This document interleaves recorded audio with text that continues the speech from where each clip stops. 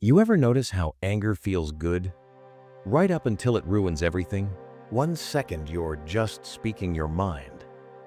And the next, you've burned a bridge you can't rebuild. Here's the scary part. Anger doesn't ask for permission. It hijacks your body, takes over your brain, and pushes you to say and do things you'd never do in your right mind.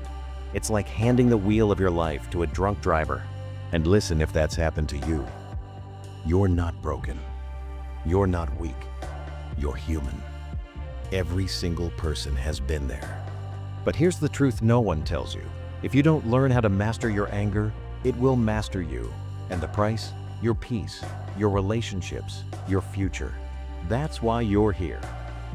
Because in this video, we're going to break it all open. We're going to dig into the Stoic playbook, the exact mindset shifts that can turn your anger from a weapon that destroys you into a tool that sharpens you. By the end, you won't just know how to control your rage, you'll know how to own it. So don't blink, because what's coming next might just change how you handle every storm you'll ever face. Chapter 1. The Fire Within. Understanding the nature of anger. Anger. It begins as a spark. A word spoken at the wrong time. A betrayal. A traffic jam that stretches for miles. A face that looks at you with contempt. And suddenly, that spark catches fire. Your heartbeat quickens. Your fists clench. Your breathing becomes shallow. Your vision narrows, as if the world itself has shrunk down to the single object of your rage. You feel powerful, but also out of control. This is anger, the most common, the most destructive, and perhaps the most misunderstood of human emotions. For some, anger feels like strength. For others, it feels like poison. But for all of us, it is a fire, burning within, capable of warmth if contained, but devastating when it escapes. The Stoics saw anger differently from most. They did not see it as proof of passion, nor as a tool for justice, nor as something noble. They saw it as a sickness of the soul, a distortion of judgment, a weakness. Seneca, the Roman philosopher, wrote an entire book called On Anger, and in it he declared, "No plague has cost the human race more." Why would he say this? Why would he consider anger more than lust, greed, or fear the greatest destroyer of mankind? Because anger doesn't just burn outward, it burns inward. It consumes the one who holds it. Think of history's great collapses. Wars that lasted decades, families torn apart, brothers killing brothers, kings murdering their heirs. Behind them, almost always, was anger. But let's not look to history. Let's look at today. Road rage that ends in violence. Arguments online that spiral into hate. Domestic disputes that end in tragedy. A single moment of uncontrolled fury can ruin a life, or end one. And here's the uncomfortable truth. Every one of us has felt it. None of us are immune. The first step in processing anger is not denying it. Not pretending we are above it. Not hiding it behind a mask of calm. It is to understand it. To look at the fire directly and ask, where does this come from? Biology gives us one answer. Anger is the body's response to a perceived threat, a survival instinct rooted in the fight or flight system. It prepares us to strike, to defend, to survive. That is why your heart races, why your muscles tense, why your blood boils. Your body thinks you are at war. But philosophy gives us another answer. And the Stoics believed this was the more important one. Anger, they said, is not caused by events themselves, but by our judgments about them. Think about that. Two people can face the same insult. One explodes with rage. The other shrugs and walks away.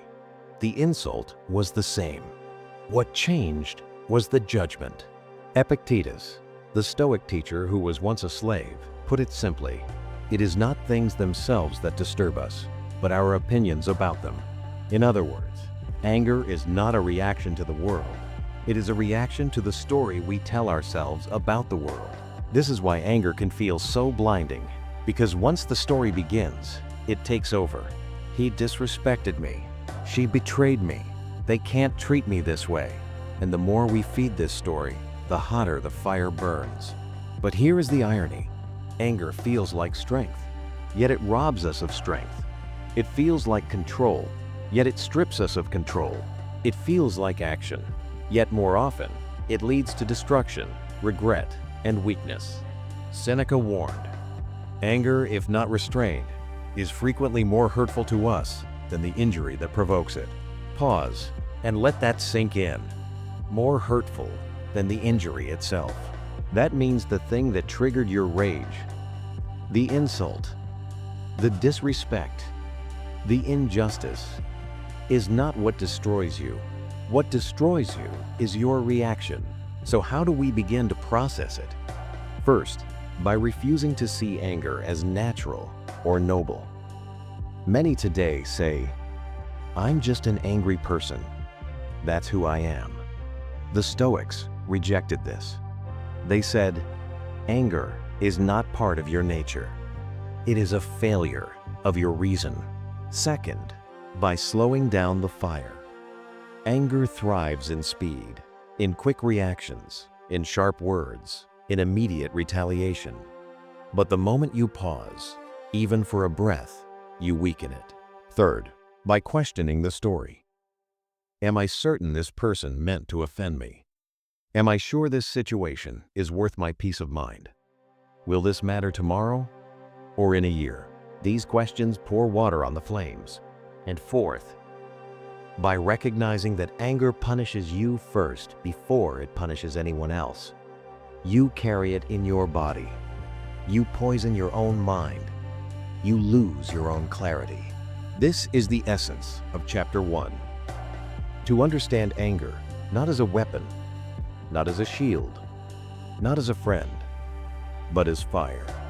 Fire that must be contained, fire that must be controlled, or it will consume everything around it. In the chapters ahead, we will explore what happens when rage rules unchecked, and how the Stoics armed themselves against this inner enemy. But for now, remember this: anger is not strength. Anger is not power. Anger is weakness disguised as force. And once you see it clearly, you take the first step toward mastering it. Chapter 2. When rage rules. The cost of losing control. It always starts small. A slammed door, a cutting remark, a driver who cuts you off on the highway. Your pulse quickens. You feel the surge. Your mind whispers, "Don't let them get away with it."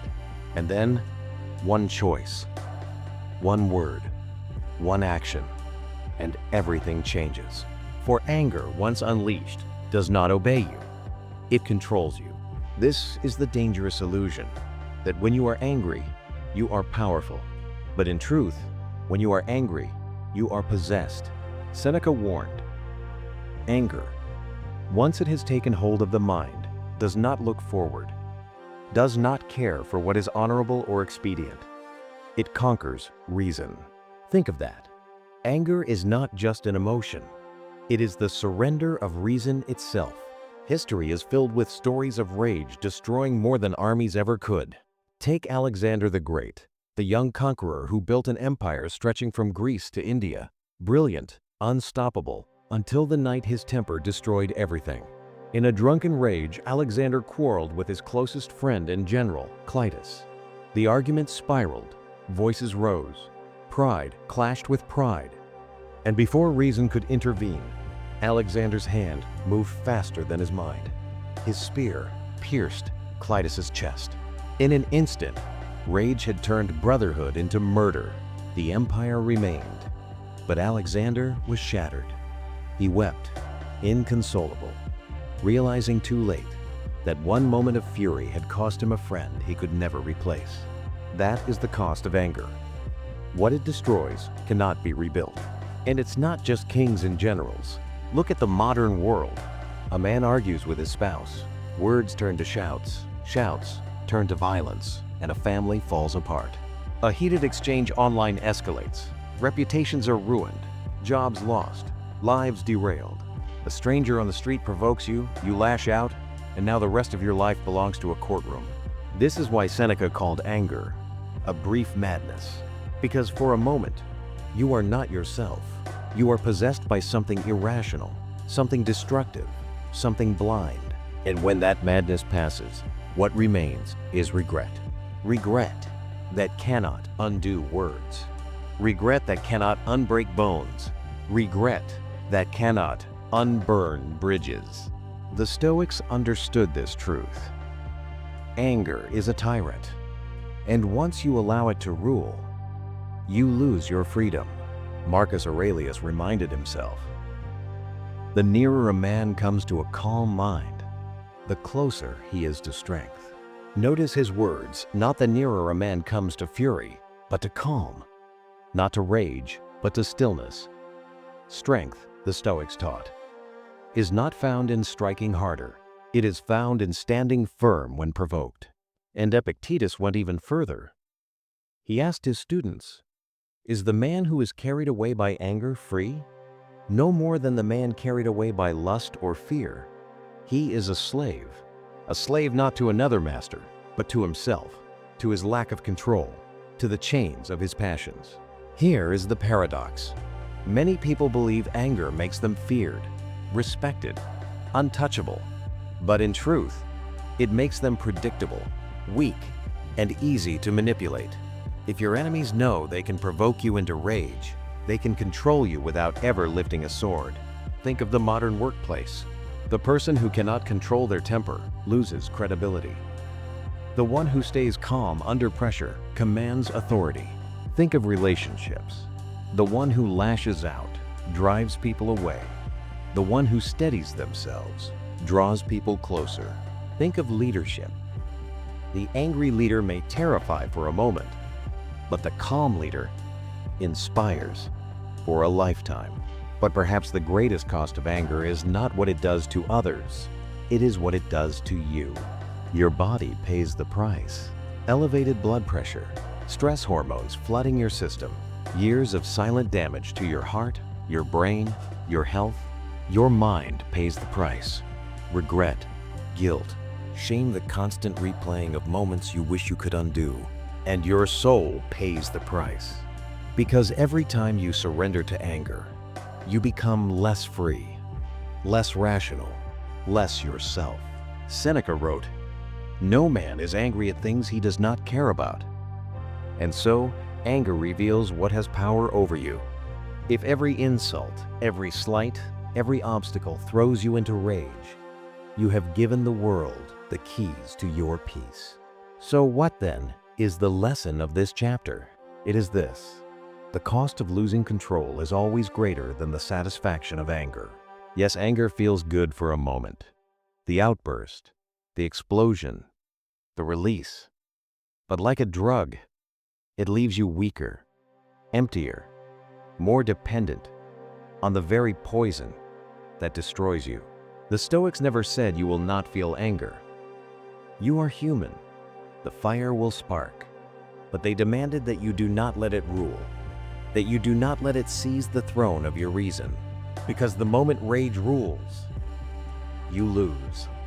In the next chapter, we will turn to the Stoic view itself. What is anger? Truly, not as biology defines it, not as the world excuses it, but as philosophy lays it bare. We will step deeper into the Stoic lens, why anger is not strength, not justice, but simply a failure of judgment. And that truth may change how you see every spark of fury you will ever feel again. Chapter 3. The Stoic Lens. Anger as a failure of judgment. Picture this. You're walking down a crowded street, minding your own business, when someone bumps into you so hard your phone nearly flies out of your hand. You look up, ready to explode, and see the guy doesn't even apologize. He just keeps walking, head down, lost in his own world. That fire starts rising in your chest. Your brain screams, "He disrespected me. He saw me and didn't care." But here's the twist. What if he didn't even notice you? What if he just lost his job or got a phone call that shattered his world? And he's stumbling forward blind with grief. This is where Stoicism slices through our assumptions with a cold, sharp truth. Anger doesn't come from what happened. It comes from the judgment we attach to it. Marcus Aurelius, sitting in the war tents of a Roman battlefield, wrote, "If you are distressed by anything external, the pain is not due to the thing itself, but to your estimate of it. And this you have the power to revoke at any moment." Let that sink in. The Emperor of Rome, who faced betrayal, war, plague, and endless pressure, believed that no insult, no injustice, no collision on a crowded street forces you into anger. What forces you into anger is your decision to interpret it as an attack, a betrayal, a threat. Anger is not reality. And most of us are looking through a cracked one. Think about it. You don't get angry when a toddler screams at you. Why? Because you don't judge their outburst as an actual threat. You tell yourself, they don't know better. But when an adult yells the same words, your blood boils. The event is nearly identical, but the judgment, completely different.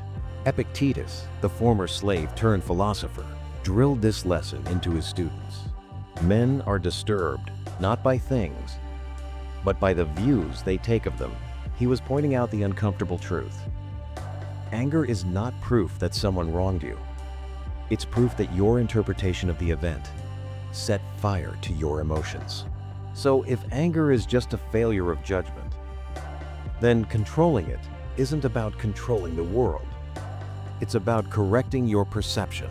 Now let's bring this out of ancient scrolls and into real life. Imagine you're stuck in traffic. A car cuts in front of you, slamming into your lane without a signal. Your first thought? What a jerk. He thinks he owns the road. But pause. Is that true? Or did your judgment just create a story? Maybe he's rushing his pregnant wife to the hospital. Maybe he didn't see you. Or maybe yes, he's just careless. But here's the kicker you don't know. Yet the story you choose is the difference between driving in peace or spending the next 20 minutes fuming, clenching the wheel so hard your knuckles ache. Seneca, the sharp-tongued Stoic, went even further. He said anger is temporary madness, not just a slip, madness. Because in anger, we stop seeing clearly. We replace reality with a fantasy of betrayal, offense, or disrespect. And then we punish ourselves by living inside that fantasy. Here's the Stoic challenge. When anger rises, ask yourself, what judgment am I making right now? And is it true? 9 times out of 10, you'll realize the answer is, I don't actually know. And that gap, that uncertainty, is your doorway out of rage. Let's test this with another scenario. You send a text to a friend. Hours go by. No reply. Your mind kicks in. They're ignoring me. They don't respect me. Maybe they're mad at me. And suddenly, you're angry at them for a conversation that hasn't even happened. But step back. You don't know why they haven't responded. They could be asleep, busy, phone dead, distracted. Yet your judgment painted them as the villain. And in that snap judgment, anger was born. This is why the Stoics trained themselves daily to slow down, to question that first burst of interpretation, because they knew unchecked judgment equals unchecked anger. But here's where it gets practical. The next time you feel anger rising, don't fight the fire head on. That never works. Instead, hold up a mirror and ask, what story am I telling myself about this? Because stories are optional, narratives are flexible. And when you rewrite the story, you rewrite the feeling. That driver who cut you off? Maybe he's careless, but maybe not. Either way, does clinging to rage make you safer? No. It just hands him control of your peace. That rude stranger? Maybe they're cruel, or maybe they're carrying a burden you can't see. Does anger heal the wound, or does it just wound you deeper? Marcus Aurelius reminded himself daily, when you are offended at any man's fault, turn to yourself and study your own failings. Then, you will forget your anger. He wasn't saying ignore injustice. He was saying, before you let anger own you, pause and question whether your judgment is sharpening clarity or clouding it. Because anger isn't strength, Anger is a signal. It tells you, something in my perception might be broken. Fix the lens, and the world looks different. And here's the ultimate paradox. The moment you realize anger is just a judgment, it starts to lose its grip. Why? Because judgments can be changed. Perceptions can be reshaped. You're no longer chained to rage like a prisoner, you're the judge who decides which verdict gets handed down. That's freedom. So the Stoics didn't just see anger as a dangerous emotion. They saw it as evidence that we've stopped thinking clearly, that we've handed over our power to a story we created. And the cure? Reclaiming your power to choose the story.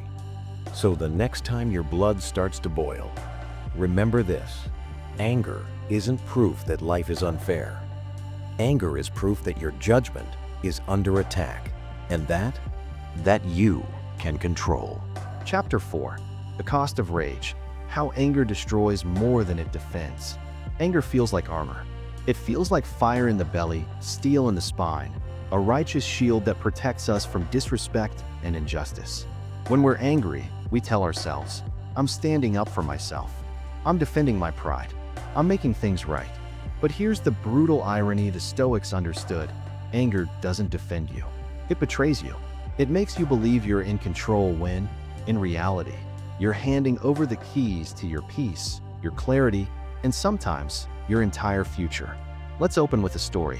In 1964, a promising young boxer named Jose Torres stood in the ring against an opponent known for taunting his rivals. Every time Torres missed a punch, the man smirked. Every time Torres backed up, the man dropped his guard, daring him to swing. Torres felt anger crawling up his throat like a wave ready to explode. But then he remembered the words of his mentor, Cus D'Amato, the legendary trainer of Mike Tyson. Cus had drilled it into him. The guy who's angry is already losing. Anger makes you reckless. It blinds you. Stay calm, and you'll win. So Torres swallowed the fire, stayed cool, and with precision instead of rage, he dismantled his opponent. He won not by feeding anger, but by starving it. Now imagine the other side of that coin. How many fighters, athletes, even ordinary people, have lost everything because they let anger call the shots? One reckless punch in a bar fight leads to prison. One heated argument with a spouse shatters trust that took years to build. One impulsive outburst at work burns a bridge that never gets rebuilt. Anger rarely defends. It destroys. The Stoics were blunt about this. Seneca wrote an entire essay called On Anger, where he declared, "Anger, if not restrained, is more hurtful to us than the injury that provokes it."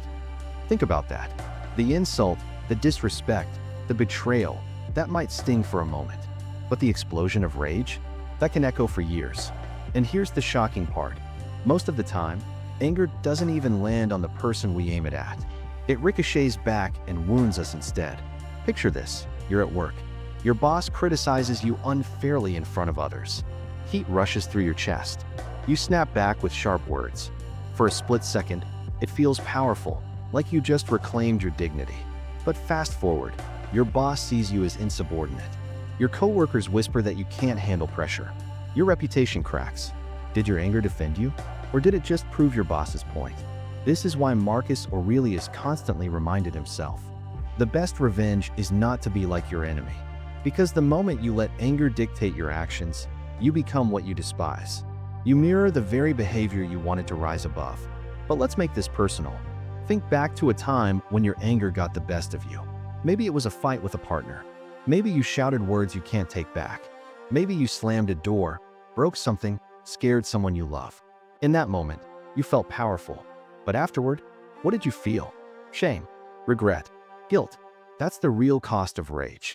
It charges you twice, once in the heat of the moment, and again in the cold silence that follows. And here's the kicker. Anger rarely fixes the problem it screams about. If someone disrespects you, does yelling make them respect you more? No, it usually makes them dismiss you further. If someone hurts you, does raging heal the wound? No, it usually deepens it. If someone crosses your boundaries, does exploding make them honor those boundaries? Or does it make them walk away, leaving you with nothing? The Stoics understood this cycle all too well. Anger pretends to be a weapon, but in practice, it's a boomerang. You throw it at others, but it always comes back and cuts you. Modern science backs this up. Studies show that people who regularly lose their temper are more likely to suffer from heart disease, anxiety disorders, and even premature death. Every time you erupt in rage, your body floods with stress hormones, cortisol, adrenaline, that strain your heart and poison your peace. Seneca didn't need modern science to see this. He wrote, "No plague has cost the human race more dear. Not war, not famine, not disaster." He called anger the most destructive force of all. But here's what makes it even darker. Anger doesn't just hurt you. It hurts the people closest to you. Children grow up walking on eggshells around an angry parent. Partners slowly pull away from an angry spouse. Friendships dissolve because one blow-up ruined years of trust. And all the while, the angry person convinces themselves they're just defending their dignity. But dignity isn't built in explosions. Dignity is built in composure. The Stoics weren't cold robots. They knew anger is natural. They felt it themselves. But they believed wisdom meant calculating the cost before paying the price. Marcus Aurelius asked himself daily, "Will this matter in 10 years? If not, why destroy myself over it now?" That's the question anger never asks. It demands everything now and leaves you bankrupt tomorrow. So the cost of rage isn't just measured in broken things or burned bridges. It's measured in the peace you lose, the time you waste, the relationships you damage, and the opportunities you throw away. That is why the Stoics called anger a failure, not of courage, not of pride, but of judgment. Because if you could see clearly, you'd never pay so much for something that gives back so little. Chapter 5. Mastering the Pause. The Stoics' secret weapon against rage. There's a moment, so small most people miss it, between the spark and the explosion, between the insult and the outburst, between the frustration and the fury. That moment is the pause, and it is the difference between being a prisoner of anger and being its master. Let me tell you a story. In 490 BC, the Persian army stood ready to crush Athens. The Athenians were outnumbered. Fear and tension ran like fire through their ranks. One rash order, one soldier breaking formation, could have ended their entire city in a single day. But the Athenians didn't rush. They waited. They paused. And when the moment was right, they struck with precision at the Battle of Marathon. And against all odds, they won. Now, what does an ancient battlefield have to do with your anger? Everything. Because your temper is a battlefield too. If you rush in without strategy, without pause, you lose. But if you master the pause, you can win a war before it begins. The Stoics knew this. They believe that anger is like a wild horse. Once it's running, it's almost impossible to control. But in the moment before it bolts, that's when you can grab the reins. Seneca put it simply, the greatest remedy for anger is delay. Delay. Pause. Breathe. Because anger is fast. It wants you to react now. It thrives on speed. But wisdom lives in slowness. And every second you buy yourself in that pause is a second closer to freedom. Think about the last time you exploded. How long was the fuse? Probably less than a second. Someone insulted you, cut you off, disrespected you, and you reacted instantly. No filter, no pause, just fire. But here's the thing. If you had paused for even 5 seconds, 5 breaths, you would have seen options you couldn't see in the heat of the moment. You could have responded differently. You could have chosen strength over weakness, calm over chaos. Modern science backs this up. Neuroscientists have found that anger triggers the amygdala, the primal part of your brain that reacts like a guard dog. But the pause gives your prefrontal cortex, the rational part of your brain, time to step in. In plain English, the pause moves you from animal reaction to human reason. And that is where the Stoic lives. But here's the problem. Most of us don't even realize the pause exists. We convince ourselves, I had no choice. They made me angry. Marcus Aurelius would have disagreed. He wrote, "You have power over your mind, not outside events. Realize this, and you will find strength." That's the secret. The pause proves you always have a choice. Let's make it practical. You're in traffic. A driver swerves dangerously close. Your chest tightens. You want to lay on the horn, scream, roll down the window. But instead pause. Grip the wheel. Take one deep breath. Then ask, will this matter tomorrow? Will this matter 5 minutes from now? 9 times out of 10, the answer is no. And the anger dissolves before it devours you. Or imagine an argument with your partner. Voices rise. They say something sharp. Your instinct? Fire back with something sharper, but instead pause. Let the silence breathe. In that pause, you might notice the pain behind their words, the vulnerability under their anger. You can choose empathy instead of escalation. That's not weakness, that's strength. Because anyone can explode. It takes power to pause. Epictetus, who once lived as a slave under a cruel master, taught his students to rehearse this discipline daily. He said, "If someone succeeds in provoking you, realize that your mind is complicit in the provocation." In other words, anger doesn't just happen to you. You let it in. The pause is the guard at the door. Without it, anything can storm inside. With it, you decide who gets through. Here's a practice the Stoics used. When anger stirs, count to 10. Not in your head like a cliche, but deliberately. 10 breaths. 10 seconds of stillness. In those 10 seconds, anger shrinks from a giant to a shadow. And if the fire still burns, count again. Because the longer you pause, the weaker anger's grip becomes. Let me paint this visually. Imagine anger as a spark landing on dry grass. If you stomp on it immediately, it dies. But if you leave it alone, if you ignore the pause, it spreads into a wildfire that consumes everything in sight. The pause is that stomp. Small, simple, but life-saving. Now, let's not sugarcoat it. Pausing isn't easy. In the moment, your pride screams louder than your reason. You feel like pausing makes you weak, like silence means surrender. But ask yourself this: who's truly in control? The one who lashes out because they can't help themselves? Or the one who holds back, considers, and chooses their response with precision? The Stoics would argue that the one who pauses is the one who owns their life. The one who doesn't is still a slave, to anger, to ego, to impulse. And here's the paradox. The pause doesn't just save you from anger. It also terrifies those who try to provoke you. Because nothing unnerves an aggressor more than calm. Nothing is more powerful than silence in the face of chaos. When you don't react, you don't feed the fire. You starve it. And eventually, it burns itself out. So here's the challenge. The next time someone cuts you off, insults you, disrespects you, pause. Count. Breathe. Step back. Because that pause, that's not weakness. That's the flex. That's the moment you prove to yourself and the world that you are bigger than your anger. The Stoics called this mastery. And once you taste it, you'll realize anger never protected you. The pause did. Chapter 6. Reframing the enemy. Turning offense into opportunity. Enemies. We all have them. Sometimes they're obvious. The rival at work who undercuts you. The loud critic online. The person who seems to take joy in your mistakes. Other times, they're subtle. A friend whose sarcasm cuts a little too deep. A stranger who treats you with disrespect. Your first instinct? Anger. Retaliation. The feeling that if you don't strike back, you'll be seen as weak. But here's the Stoic twist. What if your enemy wasn't actually your downfall, but your teacher? What if every offense wasn't an attack, but an opportunity? Let me take you back to the year 61 AD.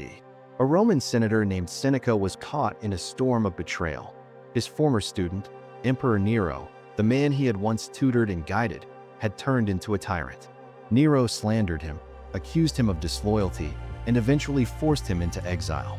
For most people, that kind of betrayal would breed rage, bitterness, maybe even thoughts of revenge.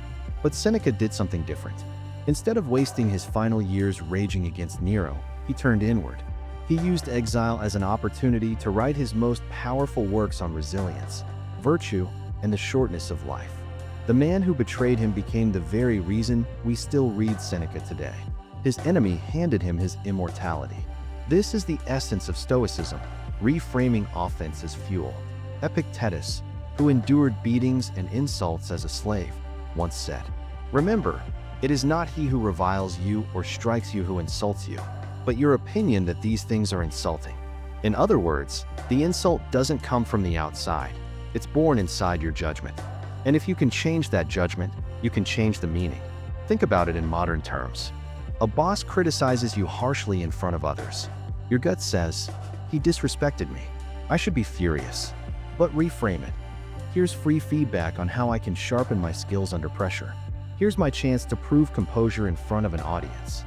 A troll comments on your video, "This is garbage." Your ego burns. But reframe it. If I can't handle one troll, how will I handle 100,000 subscribers? This is my training ground. See the shift? The enemy becomes the gym. The offense becomes the weight you lift. Marcus Aurelius put it bluntly in his Meditations. The impediment to action advances action. What stands in the way becomes the way. This isn't just philosophy, it's a formula. Every obstacle, every offense, every so-called enemy is raw material for growth. If you frame it right, the thing that was meant to hurt you becomes the very thing that strengthens you. Here's a story closer to our time. Nelson Mandela spent 27 years in prison. He was insulted, isolated, stripped of freedom. His enemies wanted him broken, but he reframed the suffering as training. He studied law, deepened his patience, sharpened his vision. By the time he was released, he wasn't crushed. He was unbreakable. His enemies forged the very character that made him president. Mandela turned prison into a classroom. His enemies became his professors. Now, don't misunderstand the Stoics. They weren't saying, pretend offense doesn't hurt. They knew it stings. But they asked, since the pain is already here, how can I use it? That's the real reframing. Not denial, transformation. So how do you do this in your own life? Step 1. Recognize the trigger. Notice when offense starts to boil inside you. That flash of rage, that urge to snap back. That's your signal. Step 2. Interrupt the story. Instead of telling yourself, this person is ruining me, ask, what if they're refining me? Step 3. Find the opportunity. Maybe the criticism makes you sharper. Maybe the disrespect makes you more disciplined. Maybe the betrayal makes you more independent. Every enemy carries a hidden gift, but you can only find it if you reframe the offense. Seneca said, difficulties strengthen the mind, as labor does the body. Enemies are difficulties in human form. Insults are just reps for your resilience. Every offense is a chance to flex your composure, to prove you're not ruled by emotions, but by reason. And here's the paradox. The more you reframe, the less power your enemies have. Because nothing confuses an opponent more than someone who grows stronger from their attacks. They insult you, and you thank them for sharpening your patience. They betray you, and you use it to strengthen your independence. They try to drag you down, and you rise higher because of the weight they gave you. At some point, your enemies realize they can't beat you, because everything they throw only makes you stronger. So the next time someone offends you, pause and ask, where's the opportunity here? Not, why me? But how can this shape me? Because once you see offense as opportunity, you stop being a victim of anger. You become a builder of strength. And your enemies? They stop being enemies. They become unwitting allies in your growth. Chapter 7. Training the Mind. Daily Stoic exercises to dissolve anger. Picture this. You wake up in the morning. The world is quiet. But before the day even begins, your mind is already racing. Replaying yesterday's arguments, stressing over tomorrow's challenges, bracing for the annoyances you know are coming. It feels like the storm is already brewing inside you. Now, what if I told you that the Stoics had a way to calm that storm before it even forms? Not with medication, not with empty motivational slogans, but with training, daily exercises as real and practical as lifting weights at the gym. Except instead of building muscle, these exercises strengthen your self-mastery. The Stoics knew something we often forget. Anger doesn't come from the world. It comes from our judgments about the world. The spilled coffee doesn't make you mad. It's the voice in your head that says, why does this always happen to me? The rude driver doesn't inject rage into your bloodstream. It's your interpretation. How dare they disrespect me? That's the crack in the armor. So how do you seal those cracks? How do you make your mind unshakable? Let's walk through the Stoic playbook, the daily disciplines that dissolved anger at its root. Morning reflection, building armor before the battle. Marcus Aurelius, Emperor of Rome, woke each morning reminding himself, today I shall meet with interference, ingratitude, insolence, disloyalty, ill will, and selfishness. He wasn't being negative. He was preparing his mind. Like a soldier who sharpens his sword before dawn, Marcus was building mental armor. You and I can do the same. Before the day begins, pause. Imagine the frustrations that might come, the coworker's sharp words, the traffic jam, the tech glitch that ruins your workflow. Name them, expect them, and then whisper to yourself, none of these will rob me of my peace unless I let them. It's a pre-game ritual for the mind. Expectation kills surprise. And when you're not surprised, you don't overreact. The pause drill, catching fire before it spreads. Seneca once said, The greatest remedy for anger is delay, and science agrees. Anger is like a match. It flares quickly, but if you don't feed it oxygen, it dies out. The Stoics trained this into habit. When provoked, pause. Literally pause. Count to 5. Breathe in, hold, and exhale slowly. Imagine your anger as a wild horse trying to run free, and your pause is the reins tightening. Sounds simple, right? But here's the secret. This is not just a reaction. It's a training exercise. You practice it every time you feel irritation rising. Small sparks in daily life become your training grounds. So when the real fire comes, you're already conditioned. Negative visualization, disarming the ego. Another exercise, negative visualization. The Stoics would imagine loss before it happened. Harsh? Maybe. Effective? Absolutely. You get angry when your expectations are violated. Someone takes your parking spot. Someone interrupts your story. But if, in your morning reflection, you've already imagined not having these things, the spot, the respect, the smooth day, then reality has no weapon against you. When you lose what you've already mentally surrendered, anger has no foothold. It's like expecting the rain and packing an umbrella. Everyone else is wet and miserable, but you're calm, dry, and untouchable. Journaling, the evening audit. Marcus Aurelius wrote nightly in his meditations, not to impress anyone, but to sharpen himself. He reflected, where did I stumble today? When did I get irritated? Why? This exercise is brutal honesty with yourself. Write down when you got angry. Not just, I was mad, but why? What thought fueled it? Was it pride? Was it impatience? Was it insecurity? Shine light on it. Because what you expose, you can control. What you hide controls you. Over time, patterns reveal themselves. You start seeing, it's always when I feel disrespected. It's always when plans change. And suddenly, you're not reacting blindly. You're anticipating. You're training. Rehearsing the sage, acting as if. Here's another Stoic drill. When you feel anger rising, ask yourself, what would a wise person do here? Not what your ego wants. Not what your impulses demand. But what would Marcus do? What would Seneca do? What would the person you aspire to be do? This is role-playing wisdom. You rehearse being calm until calm becomes your default. Like an actor who becomes the character, you embody self-control. Now let's pause. Notice something? Every one of these exercises is simple. No complicated rituals. No mystical practices. Just repetition. Daily drills. Because Stoicism isn't about theory. It's about training. And here's the payoff. Over time, anger becomes less of a wild beast and more of a tamed animal. You don't suppress it. You dissolve it before it owns you. Marcus Aurelius once reminded himself, you have power over your mind, not outside events. Realize this, and you will find strength.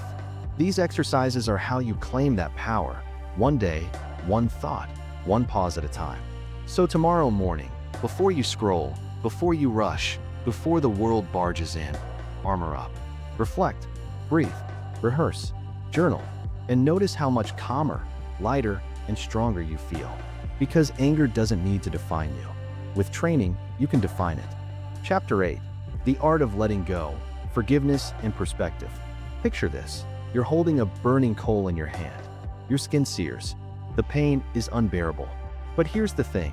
It's not the coal that keeps hurting you. It's the fact that you refuse to let it go. That's anger. That's resentment. We think holding on punishes the other person. But in truth, it's us who keep bleeding.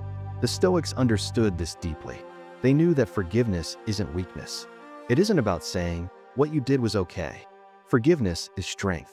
It's about saying, you will not own my peace another day. The chain of anger. Think about the last time someone wronged you. Maybe they lied. Maybe they humiliated you. Maybe they betrayed your trust. That sting, it lingers. You replay it in your mind like a broken record. And each replay reopens the wound. Epictetus said, when someone does you wrong, remember, they act according to their judgment of what is right. It is not what they do, but your opinion of it that harms you. In other words, they threw the first stone, but you're the one carrying it around, letting it weigh you down long after the moment has passed. Why? Because your ego whispers, I can't let this go. They don't deserve forgiveness. But here's the Stoic flip. Forgiveness is not about them. It's about you. About cutting the chain that ties you to pain, the emperor and the betrayal. Marcus Aurelius was betrayed more times than you and I can imagine. Senators plotted against him. Generals defected. Friends turned foes. But in his private writings, Marcus never fumed with rage. Instead, he reminded himself, the wrongdoer has done wrong to himself. He has made himself worse. Why should I be angry at someone harming their own soul? That perspective is radical. Imagine shifting from "they hurt me" to "they've only hurt themselves." Suddenly, anger dissolves. You pity them, instead of poisoning yourself with hate. Perspective, the master key. The Stoics were masters of perspective. Seneca said, "We suffer more in imagination than in reality." That includes anger. Most of the time, the offense isn't as big as our ego makes it. Ask yourself, will this matter in a year? Will this matter in 5? Suddenly, the insult, the slight, the betrayal shrinks. It's like looking at Earth from space. The wars, the grudges, the arguments, all look tiny, almost invisible. Perspective is how you disarm anger. You zoom out until the wound no longer fills your whole vision. The forgiveness exercise. Here's a Stoic exercise. Tonight, sit down and think of one person you're angry at. Don't excuse their actions, but see them as flawed, human, stumbling through life just like you. See them as a child who doesn't know better. Then whisper to yourself, they too are part of nature. They too are subject to error, and I refuse to give them control over my peace. That whisper is not weakness. It's liberation. You've dropped the coal. You've unclenched your fist. The cost of not letting go. The truth is, anger robs more than peace. It steals time. It clouds judgment. It makes us harsh to the wrong people, the ones who love us, who did nothing wrong. How many families have been destroyed because one person couldn't let go? How many friendships ended not because of the mistake, but because of the grudge that followed? The Stoics saw this clearly. Life is short. Why waste it replaying someone else's offense when you could be living freely? Living light, not heavy. Marcus wrote, "How much more grievous are the consequences of anger than the causes of it?" And he was right. The insult lasts a moment. The rage can last a lifetime, if you let it. Forgiveness isn't saying, "I'm weak." Forgiveness is saying, "I'm done carrying this weight." It's choosing to walk light, to free your hands, your mind, your soul. So here's the challenge. Tonight, think of that one grudge you've carried, the one coal that's burned you for too long, and let it go. Not for them, for you. Because anger chains you to the past. Forgiveness hands you back your future. Chapter 9, Building Emotional Resilience. Daily practices to disarm anger. Let's be honest, life isn't going to stop testing you. People will cut you off in traffic. Deadlines will pile up. Someone you trust will disappoint you. If you're waiting for the world to stop giving you reasons to be angry, you'll be waiting forever. That's why the Stoics didn't try to change the world. They trained themselves to endure it. They knew that resilience isn't something you're born with. It's something you build daily, like calluses on your hands. Each practice, each repetition, makes you harder to shake, harder to break. So let's step into the Stoic gym. Not the one with weights and machines, but the one where you build an unshakable mind. 1. The morning armor ritual. Marcus Aurelius didn't roll out of bed and hope for a good day. He armored his mind. He wrote, "When you wake up in the morning, tell yourself, today I shall be meeting with ingratitude, violence, treachery, envy, uncharitableness." Why? Because forewarned is forearmed. Imagine starting each day expecting life to test you. Instead of shock, you meet rudeness with calm. Instead of rage, you meet insult with preparation. Every morning reflection becomes a shield, so that by the time the world strikes, you're already steady. 2. The anger journal. Seneca advised, we should every night call ourselves to account. What infirmity have I mastered today? What passions opposed? What temptation resisted? What virtue acquired? This is not just reflection, it's training. Take 5 minutes each evening. Write down the moments you felt anger rising. Did you conquer it? Did you lose to it? Don't sugarcoat it. Honesty is where growth begins. Over time, patterns emerge. You'll notice, it's always when I feel rushed. Or, it's always when I feel disrespected. With awareness comes strategy. And with strategy comes resilience.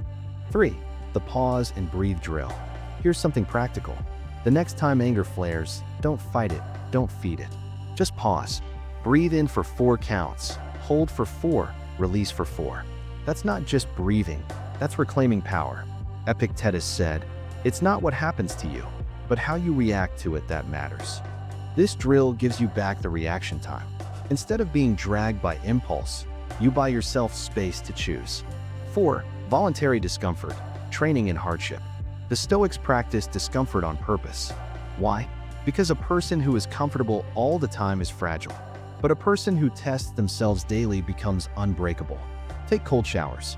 Skip a meal. Walk instead of driving. These aren't punishments, they're rehearsals. So when life hits you with something real, betrayal, insult, loss, you're not caught off guard. You've trained your mind to say, I've endured worse in practice. I can endure this now. 5. Rehearsing the sage. When Marcus was frustrated, he asked himself, what would the wise man do in this situation? This isn't play acting. It's practice. Imagine your best self, the calmest, strongest, wisest version of you. And every time anger rises, act as if you are that person. Do it enough times, and the role becomes reality. The power of repetition. These aren't one-time hacks. These are disciplines. Like lifting weights, they only work if you repeat them daily. You don't get resilient by thinking about it. You get resilient by practicing, failing, reflecting, and trying again. Every repetition makes your temper slower, your patience longer, your peace deeper. Why this matters? Marcus Aurelius ruled an empire. Seneca faced exile. Epictetus was a slave.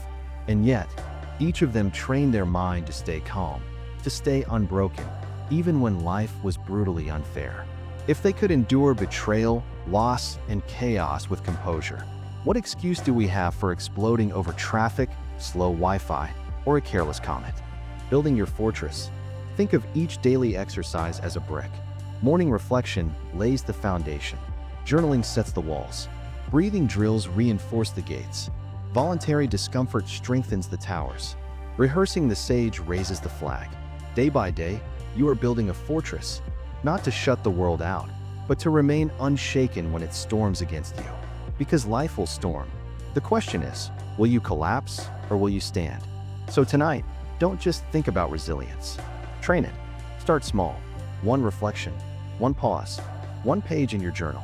And tomorrow, repeat. Because anger doesn't disappear on its own. You don't outgrow it. You outtrain it. And with discipline, you become what the Stoics were, untouchable. Chapter 10. Unshaken. Living above rage, leading with calm strength. Imagine standing in the middle of a storm. The winds howl. The rain lashes against you. Trees bend. People run for shelter. But you stand tall, calm, unmoved, unshaken. That's not just poetic. That's what true Stoic strength looks like. The ability to face life's chaos without being ruled by anger. To lead yourself and others with composure when everyone else is losing their heads. This is the destination of our journey. All the exercises, all the reflections, all the discipline. It leads here, a life where rage doesn't own you, where peace is your weapon and calm is your crown. The weakness of rage. Let's face it, anger looks powerful, but it's not. Think of the last time someone exploded in fury. Did they look strong, or did they look weak? Did they inspire respect, or did they lose it? Seneca said, anger, if not restrained, is frequently more hurtful to us than the injury that provokes it. That's the truth. Rage is loud but fragile. It burns bright but fast. It feels powerful in the moment, but it always leaves us smaller. Real power is calm. Real authority is control.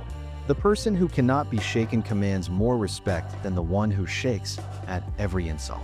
The Stoic leader, Marcus Aurelius, was emperor of Rome. With absolute power, absolute authority. He could have executed anyone who angered him with a single word. But instead, he chose restraint. He chose mercy. He chose calm. Why? Because he knew the world doesn't need more tyrants fueled by rage. It needs leaders who rise above it. Leaders who show strength not by lashing out, but by holding steady. And here's the thing, you don't need an empire to lead. You lead every day, your family, your friends, your workplace, even strangers who watch how you react. Every time you choose calm over anger, you set the tone. You model strength. The peaceful warrior, Epictetus, born a slave, lived with constant humiliation. Yet he said, any person capable of angering you becomes your master. They can anger you only when you permit yourself to be disturbed by them. Think about that. If someone can make you angry, they control you. But when you refuse to be moved, when you remain calm, even in the face of provocation, you reclaim your freedom. You become untouchable. That's the Stoic way. Not passive, not weak, but disciplined. Like a warrior who doesn't waste his sword on every petty insult, but saves it for what truly matters. Living above rage. So what does it mean, practically, to live above rage? It means you expect the world to test you, and you're ready. It means you pause before reacting and choose reason over impulse. It means you forgive, not for them, but to free yourself. It means you practice, daily, until calm isn't an act, but who you are. This doesn't mean you'll never feel anger again. You will.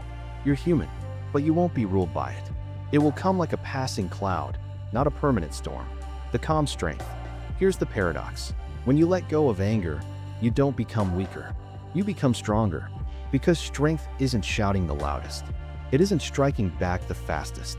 Strength is being unshaken when the world expects you to break. That's the kind of strength people remember. The kind that inspires. The kind that outlasts chaos, insults, and time itself. The final challenge. So here's the challenge as we close this journey. Tomorrow, life will test you. Someone will cut you off. Someone will disrespect you. Something will go wrong. And in that moment, you'll face a choice. Do I surrender to rage and let them own me? Or do I remain unshaken and own myself? Choose calm. Choose control. Choose strength. Because the world is full of people chained by anger. But the rarest, strongest, most dangerous person in the room is the one who cannot be moved by it. Be that person. Be unshaken. Be calm strength in a chaotic world. That is the Stoic way. That is your way.